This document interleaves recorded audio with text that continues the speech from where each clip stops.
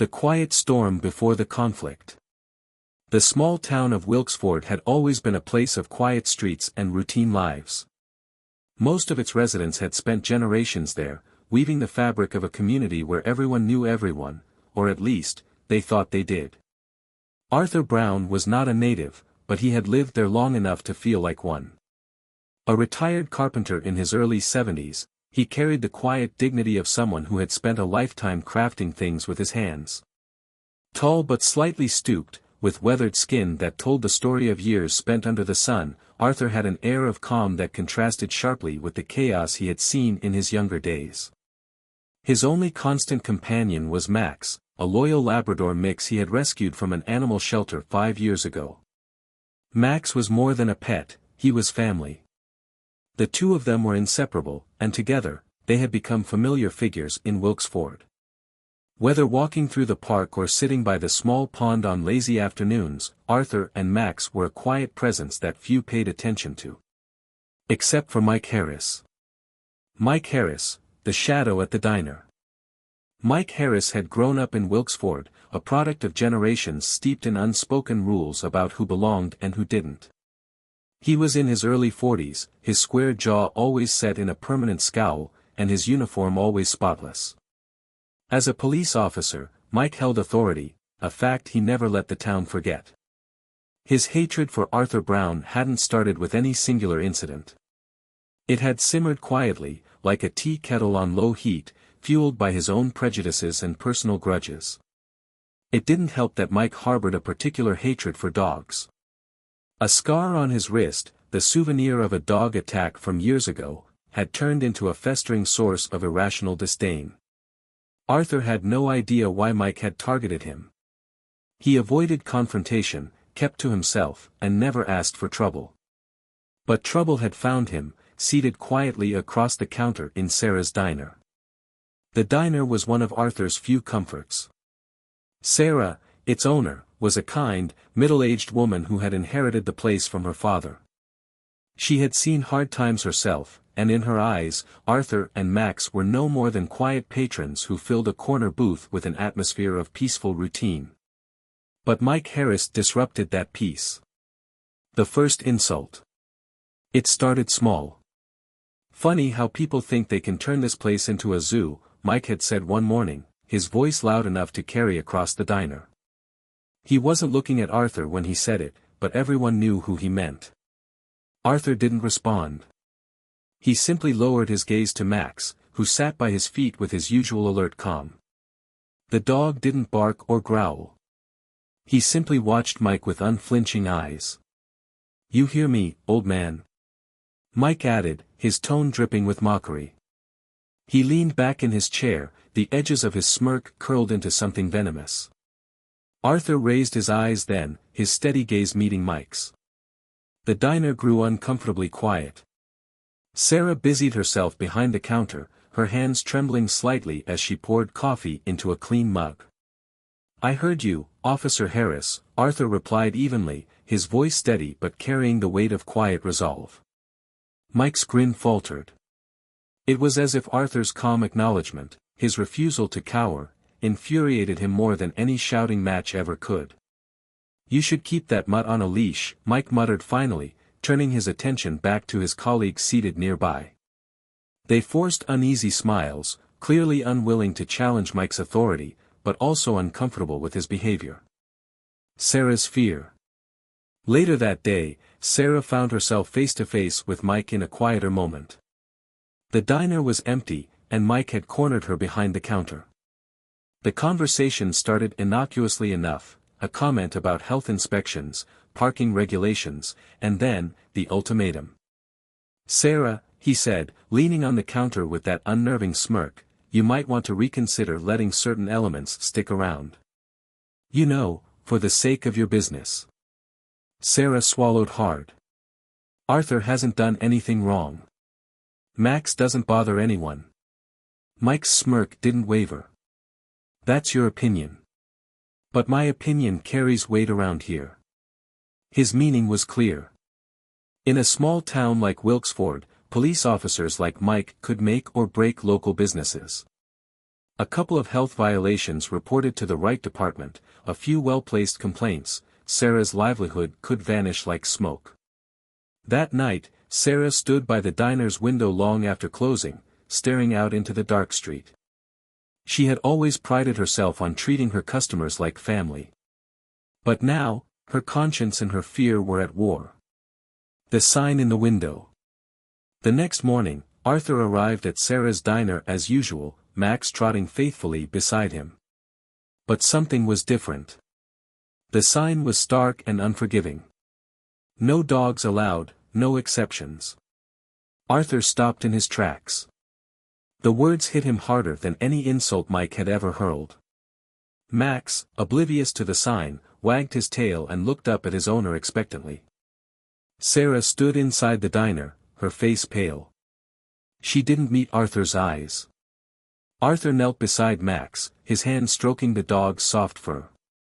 "It's okay, boy," he said softly, his voice tinged with sadness. "We'll find somewhere else today." The two of them turned and walked away, leaving Sarah staring after them with tears pooling in her eyes. Inside the diner, Mike Harris sipped his coffee, the corner of his mouth curling into that familiar smirk. Finally, he muttered, his voice low. "Some peace and quiet." But as Arthur walked down the street, a storm was building, not in the sky, but in his heart. He had endured plenty in his lifetime, but Mike Harris had crossed a line. And whether Mike knew it or not, Arthur was no stranger to standing up when it mattered most. The shadow of harassment. The sun dipped low over the quiet streets of Wilkesford, casting long shadows over homes and storefronts. To most residents, it was just another evening in their simple lives, but for Arthur Brown, the day carried a weight that pressed into his very bones. The "no dogs allowed" sign still haunted him. It wasn't just the exclusion from the diner, it was the cold confirmation that people like Mike Harris could dictate his place in the world. He had been here long enough to see how quickly silence turned into complicity. Arthur sat on his small front porch that evening, his modest home tucked into a quieter corner of town. It was a weathered structure, chipped paint, sagging steps, but it was his. His garden, though sparse, bloomed with careful attention. Marigolds lined the walkway, bright and stubborn against the decay. Max lay at Arthur's feet, his eyes half closed but ears pricked toward every sound from the street. The dog's loyalty never wavered, his calm vigilance a reflection of his owner's quiet strength. As Arthur absently ran his hand over Max's fur, his mind wandered to the past. It wasn't the first time he had faced hostility, and it likely wouldn't be the last. Life had taught him patience, sometimes to wait out storms, and sometimes to stand and fight when the moment demanded. He just wasn't sure which path lay ahead this time. From the distance came the low rumble of an engine. Arthur looked up and saw the unmistakable shadow of a patrol car slowing as it approached his home. The vehicle idled at the curb, its headlights off but its presence loud. Max's ears shot up as a low growl rumbled in his throat. Arthur exhaled sharply. He didn't need to look to know who it was. The patrol car's menace. Officer Mike Harris sat in the driver's seat, his expression cold and unreadable. He had made a habit of this, showing up at odd hours, sitting in the car just long enough to be noticed, and then driving off without a word.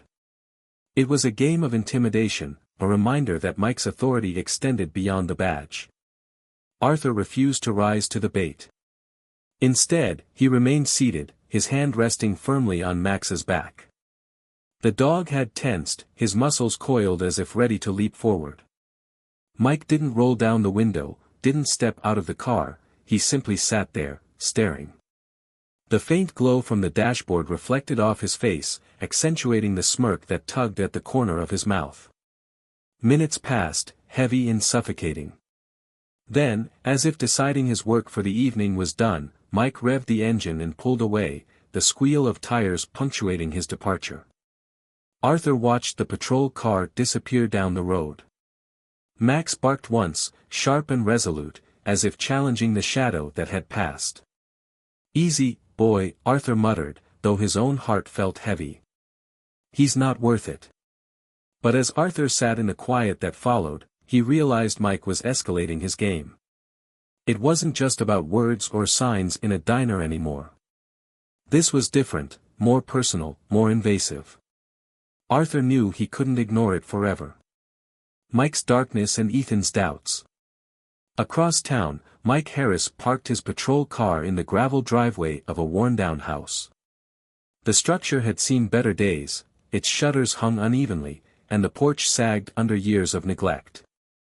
Inside, the single lamp in the living room flickered faintly, casting shadows across the peeling walls. Mike entered the house and found his father, William Harris, seated in his usual armchair. William was a man whose presence filled the room, even in silence. He held a cane in his hand, a gnarled wooden thing that he used less for balance and more for intimidation.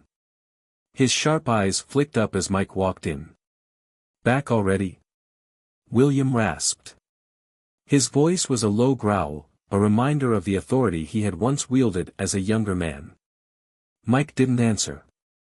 He tossed his keys onto the cluttered kitchen table and sank into a chair. "Don't tell me you're letting that old fool and his mutt get to you," William said, his tone laced with disdain. "You're a cop. You remind people where they belong." Mike's jaw tightened. "I've got it under control." William scoffed. "Control. That's what it's always about, boy. Don't let anyone think they can challenge you. Not an old man, not anyone. You let him win once, and you're done." Mike didn't respond. Instead, he stared at the cracks in the wall, his mind swirling with unspoken thoughts. His father's words had been hammered into him since childhood: control everything, dominate everyone, or lose everything. It had shaped him into who he was, but somewhere deep down, he wondered if he'd let that mold break something inside of him. Meanwhile, across town at the police station, a rookie cop named Ethan Jones sat at his desk, staring at a stack of paperwork. Ethan had always admired Mike. To a younger officer, Mike's confidence and presence in the field seemed like a model of authority. But over the past few months, Ethan had begun to see something else beneath Mike's polished exterior, something darker, more deliberate. The diner incident had left a bitter taste in Ethan's mouth. He'd been there, sitting at a different table when Mike had thrown his jabs at Arthur Brown. Ethan had seen the discomfort on people's faces, the tension in the room, and it had gnawed at him ever since. He leaned back in his chair and let out a long sigh, rubbing his temples. Something didn't sit right with him. Mike's relentless fixation on Arthur and his dog seemed uncalled for, something rooted in personal vendetta rather than professional duty. Ethan knew that questioning a senior officer was risky, especially someone like Mike Harris. But the seeds of doubt had been planted, and they refused to die. Harassment escalates. For the next few days, Mike's harassment became impossible for Arthur to ignore. The patrol car returned night after night, its engine rumbling outside Arthur's house like a predator waiting for an opportunity to strike. Mike didn't need to say anything, his silence was loud enough. The neighbors began to notice, too. Wilkesford was a small town, and word traveled quickly. Some whispered that Arthur must have done something to anger the officer, while others avoided eye contact when passing Arthur on the street. Sarah from the diner had tried to call Arthur once, but when he picked up, all she could say was, "I'm sorry," before hanging up. Arthur did his best to continue as if life were normal, but Max grew increasingly restless. The once calm dog barked at every sound, pacing the house at night and standing guard by the front door. It broke Arthur's heart to see the toll this was taking on his loyal friend. One evening, as Arthur returned from a walk with Max, he found something new, a crude message scrawled on his garden fence in red paint. "Leave or else." Arthur stood in silence, his breath catching in his chest. Max, sensing his owner's distress, growled lowly, his hackles raised. Arthur turned and scanned the empty street, half expecting to see Mike's patrol car lurking nearby. This had gone too far. Arthur's patience, the quiet, enduring strength he had carried through his life, was beginning to crack. He looked down at Max, whose eyes met his as if to say, "I'm with you, no matter what." Arthur clenched his fists, his voice a low murmur in the gathering dusk. "Enough's enough." The supermarket incident. The next morning began like any other for Arthur. The sun broke through the clouds in muted streaks of gold, filtering into his small kitchen as he prepared a simple breakfast. Bacon sizzled softly in the pan, filling the air with its familiar comfort. Max sat by the door, his tail wagging lazily as he watched his owner move about with calm purpose. Arthur's mind, however, was far from calm. The crude message scrawled on his garden fence the night before was still etched into his thoughts, "Leave or else." Those words were more than just a threat, they were a declaration that someone, and he knew who, was trying to erase him. Not just from his home, but from the very town he had worked so hard to call his own. Arthur sighed deeply, looking down at Max as the dog's loyal brown eyes searched his face. "We're not going anywhere, boy," Arthur said softly, kneeling to scratch Max's head. The dog leaned into his hand, tail thumping against the floor in gentle reassurance. Arthur decided it was time to shake off the weight of the night before. He grabbed Max's leash and his coat, determined to go about his day as usual. "Come on, Max. Let's get your food." The supermarket was just a 15-minute walk from Arthur's house, a route he had taken countless times. With Max trotting beside him, his ears perked and nose twitching in the cool morning air, Arthur's steps grew lighter. There was something about the familiar rhythm of walking with his dog that made the world feel a little less heavy, as though their quiet companionship could push back against the darkness that Mike Harris had brought into his life. The calm before the storm. The supermarket sat on the edge of Wilkesford's small downtown square. A relic of another era, it had wide aisles, creaky shopping carts, and fluorescent lights that buzzed faintly overhead. The place was rarely crowded, most of the shoppers were elderly residents or young parents picking up essentials. Arthur liked that about it. He could move through the aisles unbothered, Max always faithfully at his side. As Arthur entered the store, the bell above the door chimed faintly. The cashier, a cheerful young woman named Maggie, smiled warmly. "Morning, Mr. Brown." "Morning, Max." Arthur tipped his hat in greeting. "Morning, Maggie." Max gave a happy wag of his tail, earning a soft chuckle from the cashier. Arthur grabbed a cart, steering it through the aisles with Max walking calmly beside him. He knew exactly what he needed, a large bag of dog food, a loaf of bread, and a few small items to get him through the week. Routine had always been Arthur's ally, it gave him a sense of control in a world that often felt unpredictable. But today, something felt different. As Arthur moved toward the pet food aisle, he heard a faint, familiar voice from the far end of the store. His body tensed involuntarily, though he hadn't yet seen the source. It was Mike Harris. Mike makes his move. Mike stood near the dairy section, his hulking frame unmistakable even from a distance. He wasn't wearing his uniform today, but his presence was no less oppressive. He held a carton of milk in one hand, a smirk already playing on his lips as he turned and spotted Arthur. The air in the supermarket seemed to shift. Arthur gripped the cart handle a little tighter, his knuckles turning white as he forced himself to remain calm. Max sensed the tension, his body going rigid as his eyes locked on Mike. Arthur tried to steer the cart past him, unwilling to engage. But Mike stepped forward deliberately, blocking the narrow path between shelves. Well, Mike said, his voice low but dripping with mockery. "If it isn't Mr. Brown and his mutt." Arthur stopped, his jaw clenching. "I don't want trouble, Mike. Let us through." Mike let out a short, derisive laugh. "Trouble? Who said anything about trouble?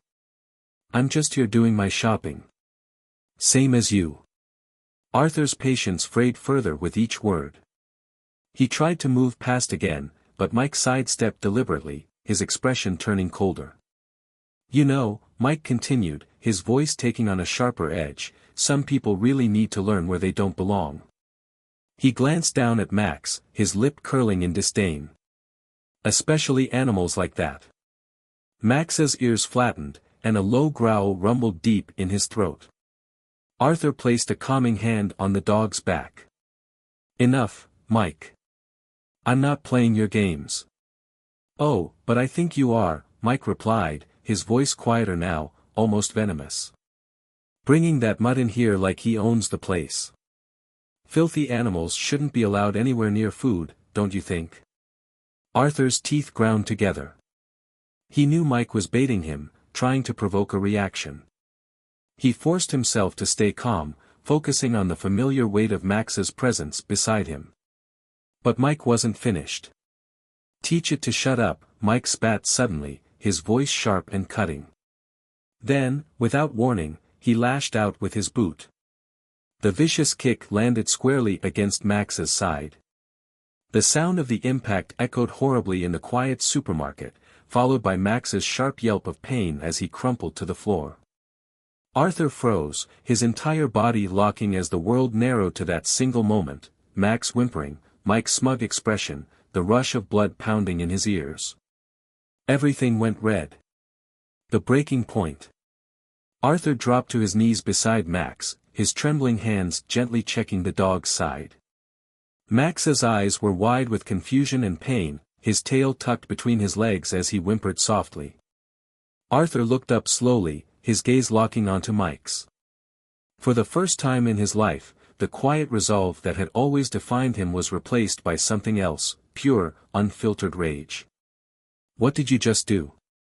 Arthur's voice trembled with fury, louder than it had ever been. Mike's smirk only deepened. I defended myself. That mutt was in my way. Arthur shot to his feet, his hands clenching into fists. You bastard. The words were barely out of his mouth before Arthur swung, a single punch fueled by years of restraint finally breaking. His knuckles connected with Mike's jaw, the impact sending the officer stumbling backward into a display of canned goods. For a moment, the entire store seemed to hold its breath. Shoppers froze in place, stunned gasps echoing off the walls. Mike recovered quickly, his face twisting into an expression of pure rage. You're gonna regret that, old man, he shouted, lunging forward. The two men collided, grappling in the middle of the aisle. Arthur, though older, fought with the ferocity of someone who had been pushed too far. Mike, bigger and stronger, threw a punch that connected with Arthur's ribs, but Arthur retaliated with surprising strength, his fists landing solid blows. Max barked furiously, pulling himself to his feet as he tried to get between the two men. The sound of shouting and chaos filled the store as customers began to yell for help. Someone bolted for the door, screaming for the police. Within minutes, sirens wailed outside, their piercing shriek cutting through the din of the supermarket. Officers burst in, pulling Arthur and Mike apart, their uniforms a blur of motion. Arthur was panting, his chest heaving as he tried to catch his breath. Mike staggered to his feet, blood dripping from a split lip as he pointed an accusing finger. He attacked me. Mike shouted. This crazy old man attacked me for no reason. Arthur, still restrained by the officers, shouted back, his voice hoarse with emotion. He kicked Max. He hurt my dog. But no one was listening. The officers pushed Arthur toward the door, slapping handcuffs on his wrists. Shoppers stood frozen, their faces pale with shock as Arthur was led outside. Through the chaos, Max whined, trying to follow his owner, but one of the officers held him back. Arthur twisted to look at his dog one last time. It's okay, Max, he shouted as they pushed him into the squad car. I'll be back. It's okay. But even as the sirens faded into the distance, Max's desperate cries echoed in Arthur's ears, a sound he knew he would never forget. Whispers of the truth. The fluorescent lights buzzed faintly above Arthur Brown, their harsh glare amplifying the cold sterility of the small holding cell. His thin, weathered hands were folded tightly in his lap, his fingers twitching faintly with leftover adrenaline. It wasn't the first time Arthur had faced hardship, but something about sitting in that dim, concrete room, alone, powerless, made him feel an old ache he thought he'd buried long ago. His mind kept drifting back to Max. He pictured the loyal dog's wide, confused eyes as he was held back in the supermarket, his plaintive whines tearing at Arthur's chest. Max wasn't just a dog, he was family. The thought of him hurt and alone twisted in Arthur's gut like a blade. Outside the small cell, distant murmurs of officers floated through the hallway. Occasionally, laughter punctuated the quiet, jarring in contrast to Arthur's grim surroundings. Somewhere in that building, Mike Harris was likely gloating, spinning the story to his advantage as he always did. Arthur had learned something about people like Mike over the years, men who used power like a club, wielding it indiscriminately, not to serve justice but to cement control. They thrived in the silence of others, the complicity of onlookers too afraid or indifferent to challenge them. It's how bullies operated. Arthur had no intention of staying silent any longer. Sarah's crisis of conscience. Across town, Sarah sat in her empty diner, staring blankly at the "No Dogs Allowed" sign still hanging in the window. It had felt so easy when Mike first leaned on her, his veiled threats about health codes, complaints, and losing her business. She'd thought she was protecting herself, her employees, her livelihood. But now, as the dust settled after the supermarket incident, the guilt weighed on her like a boulder pressing into her chest. She had seen Arthur through that window on the morning he turned away with Max, his shoulders slumped ever so slightly. It wasn't just disappointment she'd seen, it was something deeper, like a piece of dignity had been stripped from him. And now she couldn't stop imagining him in a holding cell, all because she had been too afraid to stand up to Mike Harris. Her fingers curled into fists against the counter as tears stung her eyes. Coward, she whispered bitterly to herself. It wasn't just Arthur and Max. Everyone in Wilkesford had felt Mike's presence, his ability to hover over their lives like a storm cloud. People whispered about his intimidation, his temper, but no one ever stood up to him. And that included her. Sarah made up her mind. She grabbed her coat and keys, flipping the diner's sign to closed as she stepped out onto the sidewalk. Her destination was clear, the police station. Ethan starts digging. At the Wilkesford Police Department, rookie officer Ethan Jones was struggling to focus. He sat at his desk, chewing the end of his pen as he flipped through a stack of paperwork he couldn't care less about. The supermarket incident was all anyone in the station could talk about. Mike Harris had come back with a smug grin, recounting his version of events to his colleagues.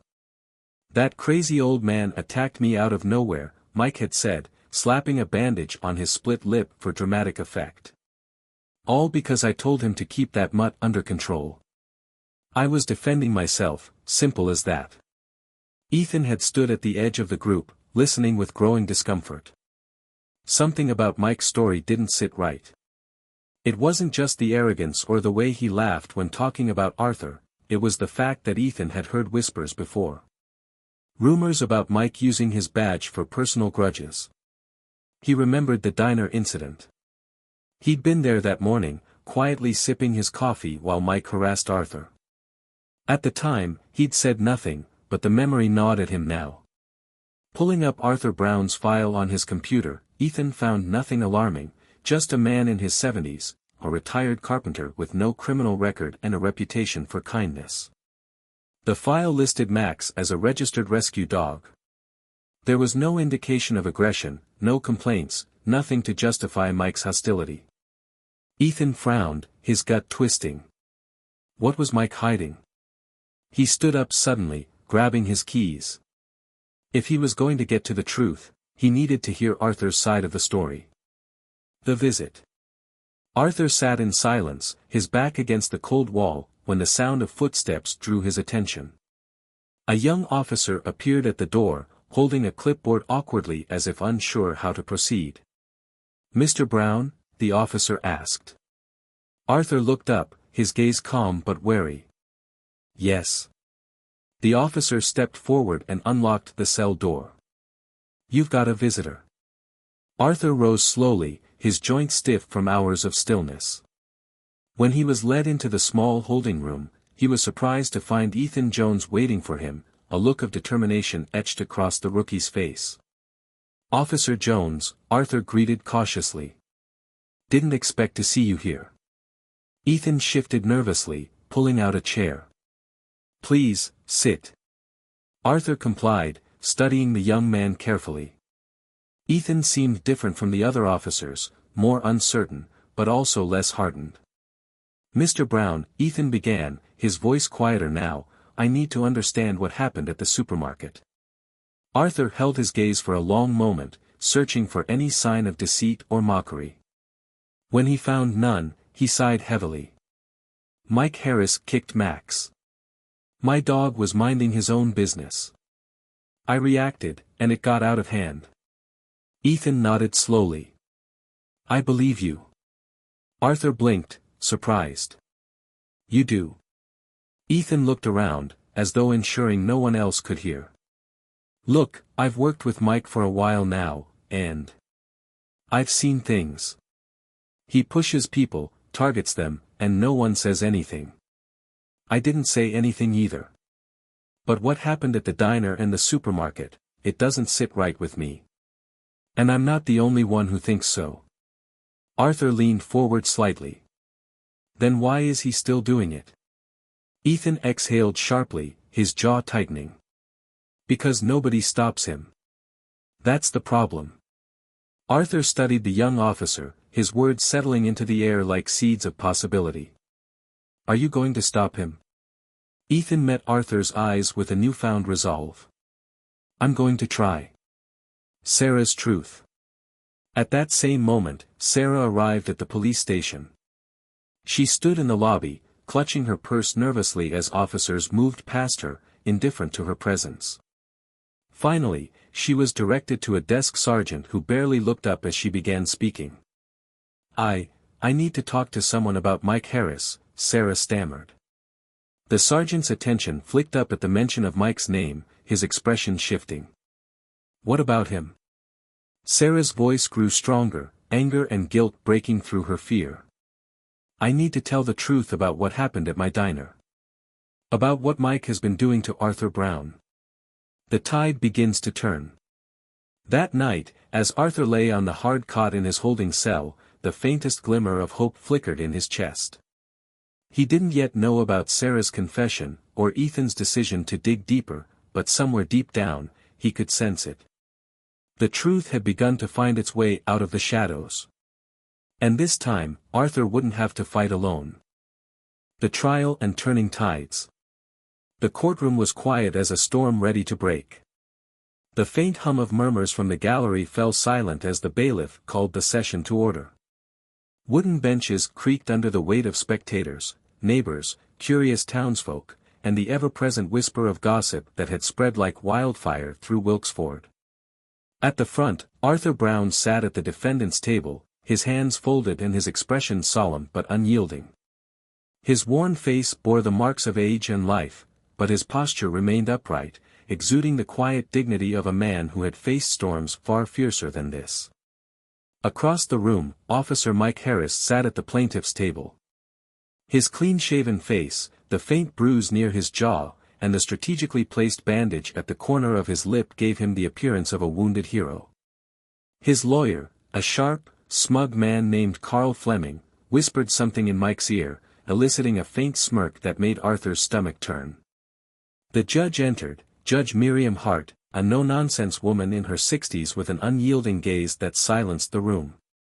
She had seen all kinds of cases over the years, but the tension that hung over this one was palpable.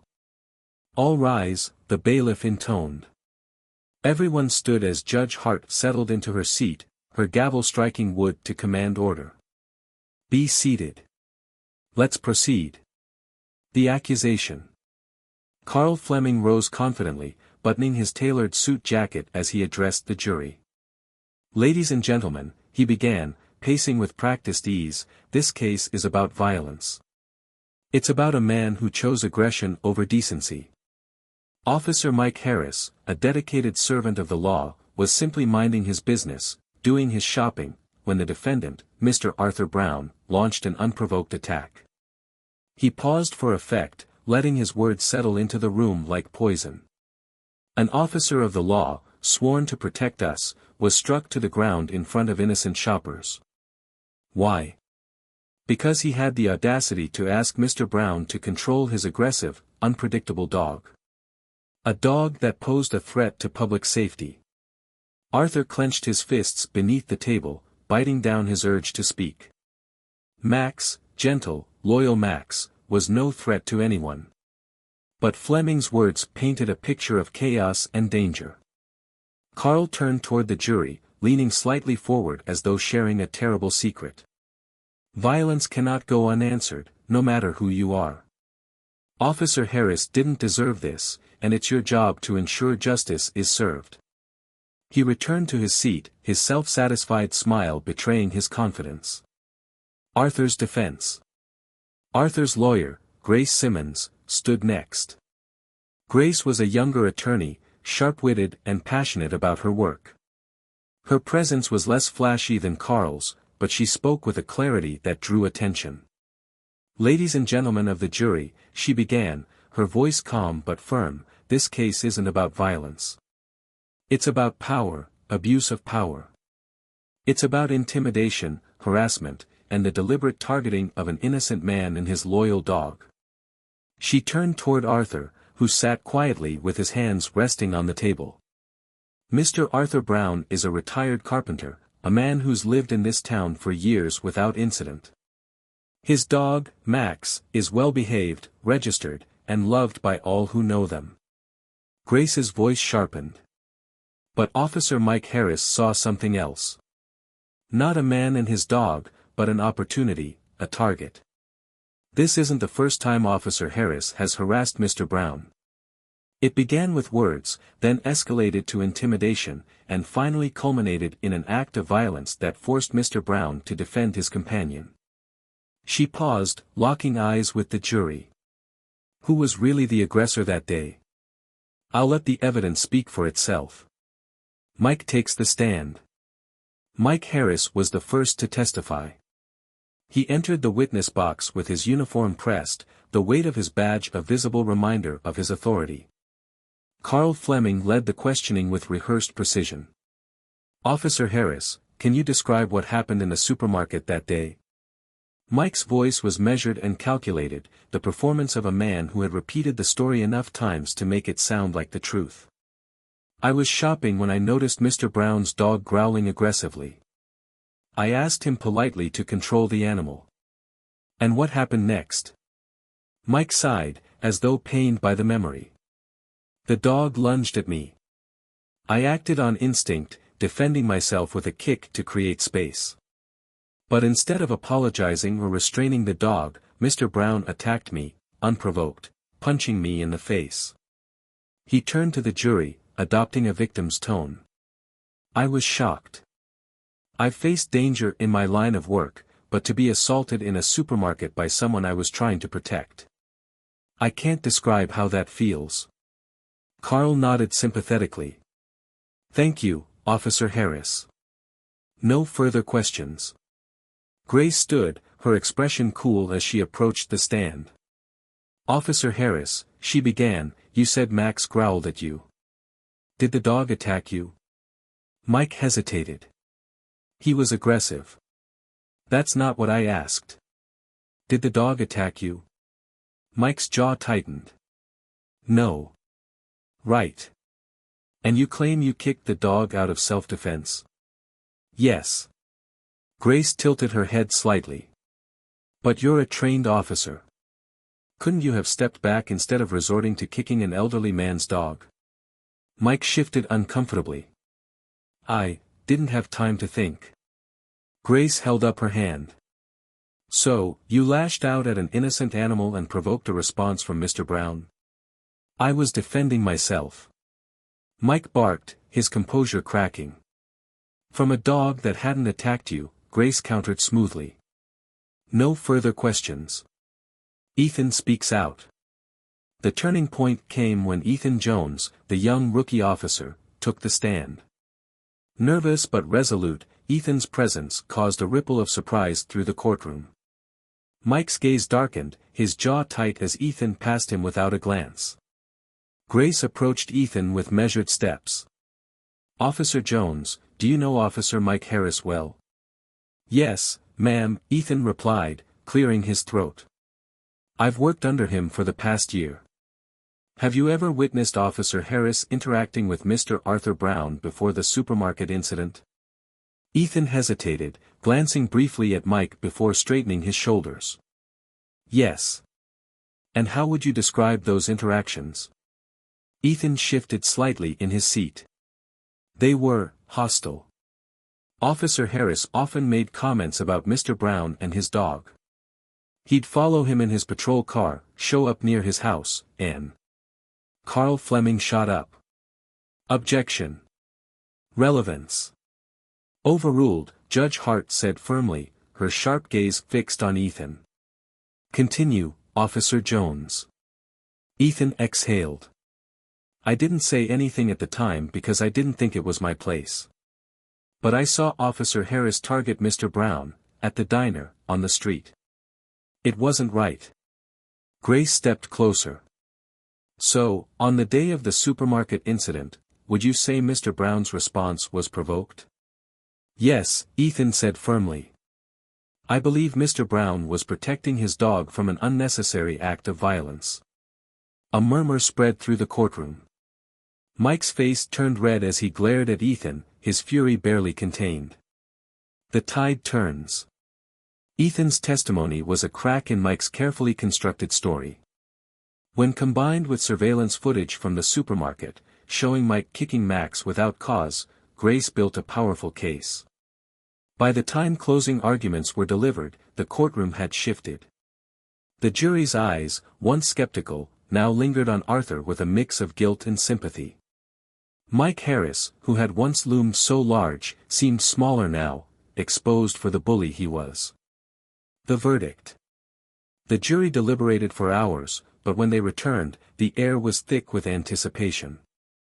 Arthur sat quietly, his hands steady as the foreperson stood. "We, the jury, find the defendant, Mr. Arthur Brown, not guilty."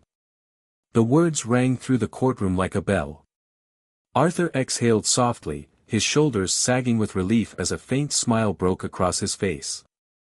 From the gallery, a small cheer erupted before the judge silenced the room. Mike Harris stood, his face a mask of rage and disbelief. He stormed out of the courtroom, his power shattered, his reputation in ruins. Arthur rose slowly, turning toward Grace, who shook his hand warmly. "You stood tall, Mr. Brown. You didn't let him win."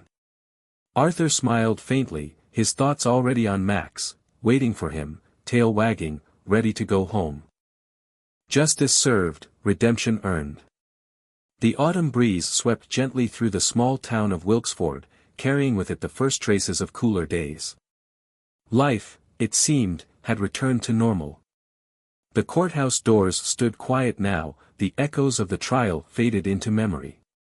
But for Arthur Brown, normal was something that would take time to reclaim.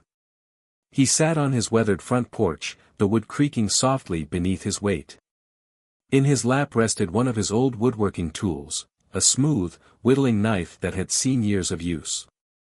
His hands, though worn and scarred, moved steadily as they carved the beginnings of a wooden figurine. It was something he hadn't done in a long time, not since the weight of Mike Harris's shadow had loomed so heavily over his days. At his feet lay Max, his loyal Labrador mix. The dog, whose ribs had been bruised during Mike's cruel assault, had recovered quickly under Arthur's careful attention. Today, Max rested his head on Arthur's boot, his ears twitching at every sound, but his body relaxed, calm in a way that reflected his owner's peace. Arthur paused in his carving to look down at Max, his lips curling into a small, grateful smile. "We made it, boy," he murmured softly. "We're still standing." The fall of Mike Harris. Mike Harris had once been untouchable in Wilkesford. His badge had been a shield, his authority a weapon. But in the aftermath of the trial, the cracks that had long existed beneath the surface widened into chasms. The courtroom testimony, especially that of Ethan Jones, the rookie officer who had spoken out, had shaken the town's faith in Mike beyond repair. As word spread, the community began to awaken from its long, uncomfortable silence. Whispers turned to conversations, conversations turned into questions. The people of Wilkesford had always known Mike was harsh, even cruel at times, but they had chosen to look away. The trial forced them to confront their complicity. Days after the verdict, an official investigation was launched into Mike's conduct. Complaints that had once been dismissed were dredged up and re-examined. People came forward, quiet voices turned bold by Arthur's courage.